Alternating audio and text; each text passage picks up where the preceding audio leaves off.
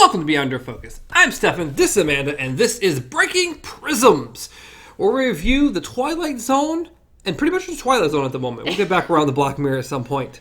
Today is April 23rd, and we're going over the fourth episode of the Twilight Zone, the new Twilight Zone, called 2019. A Traveler. A Traveler. I can't want to call it like The Traveler. Yeah. But no, it is A Traveler. And it's like, I put a period there, but I'm pretty sure the episode is just a traveler. So you think, oh, it's just about a traveler, and then you learn, no, it's not about a traveler. It's about It is about a traveler. A traveler. A traveler. A traveler named a traveler? Yeah. Okay. About a traveler named Traveler. Okay. A traveler. A First name A, last name Traveler. Got it changed. Alrighty then. Well, we're going to go over what's going on with this episode. We follow Yuka.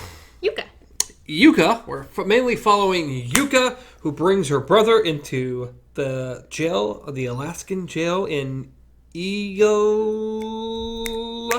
Eagleaka? Eagleaka. No, it's, Eagleak. Eagleak, Alaska. Yes, Eagleak, Alaska. Eagleaka. Okay. Shakalaka, bakalaka. Shark bait, hoo-ha. Hakalugi. Anyway, back to the episode. Alaska. Sorry, it's been a day. Yes. It is Christmas Eve. It is Christmas Eve. She's bringing her brother into the local jail so they can party, basically. Yeah. And a traveler arrives. And he causes all kinds of things to happen. And that is what the episode is about, for the most part. Without getting into a lot of spoilers, he causes all kinds of things. It is about a traveler who shows up in said jail cell. Yes. For those of you who don't understand the whole pardon thing, it just means that a person who has been put into jail is being released. Because literally the summary is just like he wants to be pardoned by Captain whatever Pendleton. And does most people not understand what the word pardon means? I don't know. Maybe in the context of what, like the summary literally just says pardoned by. Why does it? Who is Captain whatever, and why does person want to be pardoned? Why do they need to be pardoned? Why does that even make sense? And apparently in this little town, it is a tradition that they let someone from the prison go. Yes. And so they're so Yuka arrests her brother, basically, so they have someone to pardon. Yes. So yeah, and a traveler causes some issues, and that's what we followed this episode about. I think the episode was particularly very, very good. What's the actor's name who plays a traveler? You know his name. A traveler, Stephen Yeun. Stephen Yeun. Excellent in this episode. He does his job fantastically. Yes. Glenn! You're back, buddy! Glenn! You're back! I've missed Glenn. He was my favorite character in Walking Dead. He's the one character, The like, if boy. they kill Glenn, I'm done. They Pizza killed Glenn. I was done. Come on. If you're not watching the UA, you don't care at this point. The pizza delivery boy. So yeah, he's always reminded me of a pizza delivery boy. I don't remember what he said, if he said what his previous job was. I think that's what it is. What okay, it was. yeah. I think in the very first season when you see him, I think that was his job. Because I want to say they asked him, and he's like, I deliver pizza. And I was like, yes. So, good old Glenn. He does a great job in this. Yuka, who pretty much has never done anything except appeared in one episode of Lucifer. She does great. I was really happy with her. I know the guy, the sheriff. Something or another. Something. I didn't write it down. Something like that, huh? Yeah. Mm-hmm. Well, he's a known actor. Oh, Greg Kinner. It's right in front of me. Greg Kinner, but I didn't look him up to see what he did. Yeah, I know. I just know I've seen him in quite a few things. So he does a great job, and they're really the only ones you got to worry about, except her brother Jack, who appears multiple times through the series. And I've seen him and stuff, too. Probably. But he was fun. He was. If anything, he was the fun character amongst the episode. So, but yeah, the acting was great. The premise, according to which version of the premise you want to go through, was fun. Once again, cinematography awesome. I loved the entire setting. I loved just the lighting that they used the entire time. just how eerie everything was, and just everything played well together. Jordan Peele, once again, making his debut of appearing at the front and the back of the episode like he's supposed to. And he's always great in this. Yes. This one he had they were still good as far as the story went, but they weren't as, like, striking and witty, I think, this time around. It was just kind of, you're just kind of telling us what's about to happen. Okay, you're just giving a short summary of what may or may not have happened. I enjoy him. Jordan Peele's great. I don't know. I can't say much more about the episode without really spoiling it. I know we both really enjoyed it.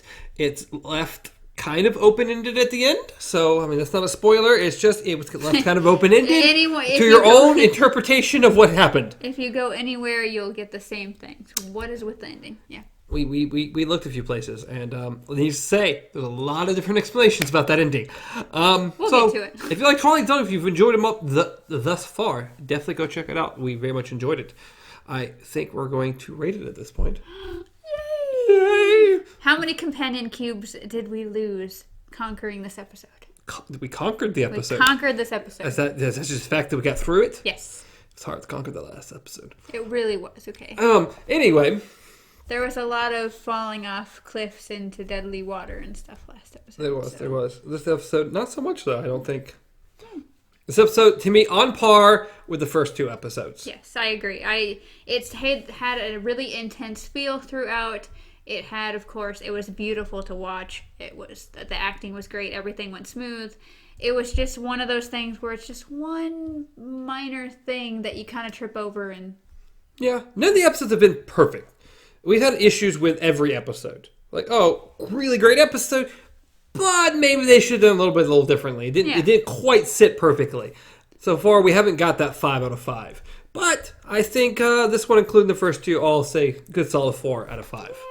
Yay, we lost one. So, very good episode. Now we're going to jump into spoilers for a couple minutes before we round out here. Go over a little bit of that ending. That ending. We're going to go over that for a minute. So, if you haven't seen the episode, go watch it. If you have seen the episode, you can hear what we kind of think about the ending. So, yeah. Aliens.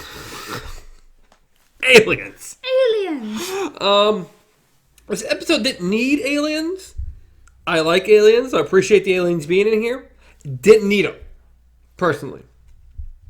But the ending. So, looking around and through our own interpretation and everything, the ending is a left to your own device kind of thing. It is a painting up on the wall that everyone's going to stop. They're going to look at and be like, this is what I think it means. And everyone is either going to be right or going to be wrong. The only person who knows is the person who painted it. Pretty much. I mean, Mr. Alien Dude, a traveler, lies a lot in this episode. Yes. The only things we know for a fact about a traveler is an alien. Yes. Who brings his alien buddies. Pretty much, even once in the episode, he says, "You don't believe a word that's come out of my mouth." And she looks at him and says, "That is the first honest thing that you've said all night." So, he's a big liar. And he says a lot of things to a lot of people to make a lot of people feel good and not good. And to cause a lot of issues and troubles. Yes. He's very good at fluffing people's egos. And then at the same time having just enough truth about someone to spin it. And that's dangerous. Yeah, because we don't know what he may or may not have told the truth about in this episode. At all. We know he had to have at least had something, otherwise people wouldn't have freaked out about there are truths within all his lies to a degree. And that's one of the things that makes it confusing and deadly, because it's like you don't know what to believe, because what is truth, what is lie with what is coming out of his mouth. And none of the characters necessarily really go out on a limb to tell you he's telling the truth. Some straight up say he's lying about things, but because he seems to have told the truth about others, we kind of think he's telling the truth about these. And then the things about the captain or the sheriff main guy, he says all kinds of accusations Some of it had to be ingrained in truth because he wouldn't have done what he did. Yeah. But how much was it? I don't know, and that's the big thing, is because even when someone looks at you and says, that person's lying, it's like, actions speak louder than words, and you're freaking out pretty badly. So how much of what he's saying am I supposed to believe or not believe? Like, what's going on here? Exactly. The only person who just didn't freak out about a gosh darn thing at any point in this, unless it was about pie, was her brother Jack, who I have to say was one of the best parts of the episode. Yes, he was amazing. Everything he did was awesome. Everything he said just about was awesome. He wanted some turkey, and he won his gosh darn pie. Yes, it got down to the point where he's like, you know what? You're pardoned, you can go. And he's like, no, it is 30 below. I am too drunk to drive, and I'm not leaving without my pie. So and he puts himself back in the jail cell. Yes. So, yeah, I liked, if nothing else, one of the reviews has said they wished they had stopped at the shed. Yes. I disagree, because I really enjoy the last scene with Jack and the alien eating the pie. Yeah, because I like how that transitioned, because he literally was, he talks to Steven, or he talks to a traveler pretty much, and he's like, you know what, I think you guys would pretty much do a better job of running this place. And then turns around, and as he does, you get the blurred out extension of the alien kind of forming. And then the next scene you see him in, he is staring at a knife. And you're like, oh, is there going to be a showdown? Like, what's going on? And then he picks up the knife and is looking at it and then walks to the pie. And you're like, gets the pie. The last scene you see is just kind of him a little bit eating pie, and it pans kind of back over, and you see the aliens, just part of the alien's face is like, well, it's very alien. And he's eating pie too. And it's like, I like how it ended. But what were the aliens' actual intentions in this episode?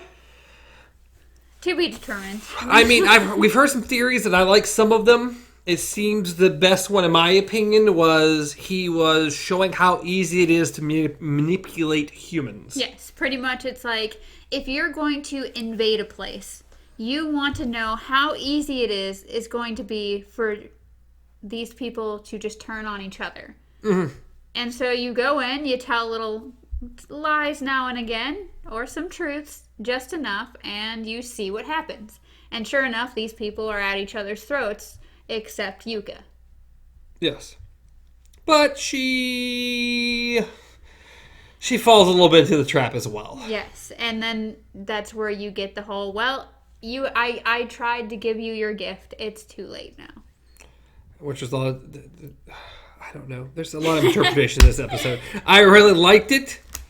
Definitely go check out comments, reviews, stuff like that, just to see all the different perspectives people have on it. It's a lot of fun. And that I think is what this episode does best.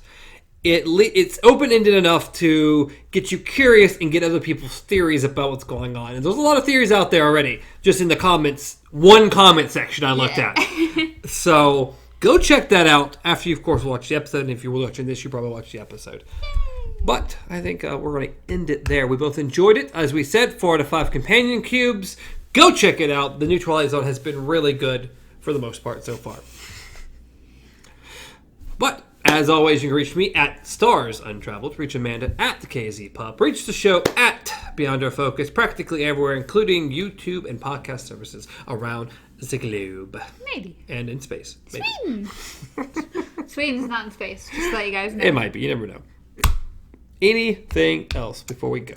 Like, comment, subscribe. Yes, as always. Comment down below. Like the video if you liked it, and subscribe to the channel, because we'd actually appreciate that a lot. And if you're a particular person who doesn't like the videos and you watch the videos, go throw a like on it. We'd really appreciate that. Till next time, long days and pleasant nights.